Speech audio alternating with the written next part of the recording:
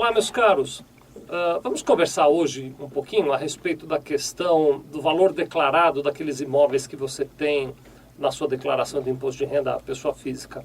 Muitos clientes procuram a gente para discutir esse assunto e eu gostaria de aprofundá-lo um pouquinho mais. Bom, veja só.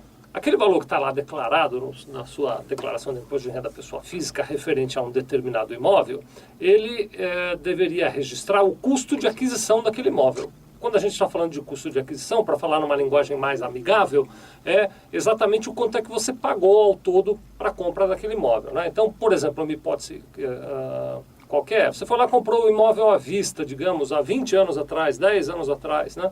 Pagou 200 mil reais à vista, foi lá, deu os 200 mil reais. Então você vai colocar esse imóvel na sua declaração por 200 mil reais e vai manter esse imóvel por 200 mil reais até hoje. Você não altera, a não ser que você faça benfeitorias naquele imóvel. Bom, a questão que eu ouço muitos clientes perguntando diz respeito ao seguinte: mas olha só, eu estou comprando um imóvel e a pessoa que está vendendo para mim está pedindo para que a gente declare um valor menor do que aquele que eu estou pagando de fato. Então, eu vou pagar 200 mil reais naquele imóvel, mas o vendedor está me pedindo para declarar, por exemplo, 150, 180, 160. E eu dou 200 para ele, mas a gente faz a escritura com um valor menor. Eu ganho alguma coisa fazendo isso? É vantagem fazer isso? E aí você pode aplicar também no sentido contrário, né? Eu estou vendendo um imóvel por 200 mil reais, mas o comprador está me pedindo para fazer uma escritura num valor menor, 150, 160 mil reais, ao invés daquele valor total que ele está de fato me pagando. Olha, isso é altamente desaconselhável, né? Primeiro porque é irregular, não pode ser feito assim. O valor declarado da operação tem que ser aquele valor efetivamente praticado, e se você, seja comprador ou seja vendedor do imóvel, fizer um valor diferente do que o que de fato foi praticado, fica sujeito a penalidades. Agora, existem outros aspectos importantes nisso. Por exemplo, as empresas que intermediam compra e venda de imóveis, como as imobiliárias, por exemplo, os corretores de valores de imóveis, eles são obrigados a entregar uma coisa chamada DIMOB, que é uma declaração de operações imobiliárias. Então, eles vão declarar qual foi o valor da operação, porque eles são obrigados a fazer essa informação.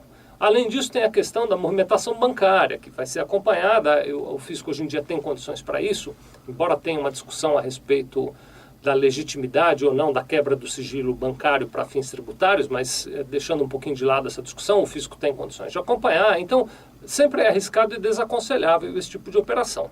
Quando isso acontece, para você entender por que isso eventualmente pode acontecer, por que alguém pode te fazer um pedido desse, ou a pessoa não tem como comprovar o dinheiro, então quem está comprando o imóvel quer declarar por um valor menor, porque não tem como comprovar o dinheiro, ou quem está vendendo quer vender por um valor menor com medo de ter que pagar imposto de renda sobre ganho de capital. Aliás, a gente tem aqui na nossa videoteca alguns vídeos em que nós explicamos como é que é feito o cálculo do ganho de capital e que eventualmente é verdade, pode representar o pagamento de algum imposto. Bom, o que eu quero te dizer, fundamentando e concentrando mais nessa questão do imposto sobre a venda do imóvel, é que, primeiro, existe uma redução do valor do imposto para cada mês que você fica com o imóvel. Então, quando você vende um imóvel, mesmo que venda por um valor maior do que aquele valor que comprou, você tem uma redução do imposto, de maneira que pode pagar menos, você não vai pagar um imposto integral.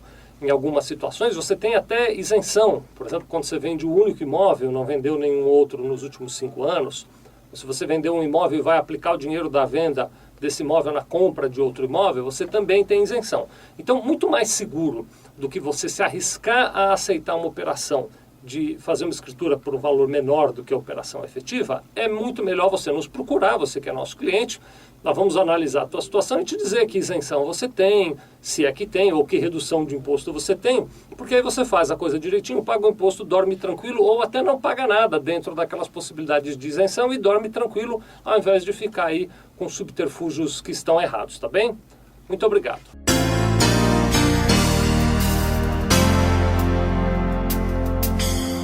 Sevilha Contabilidade. Nós vendemos tranquilidade.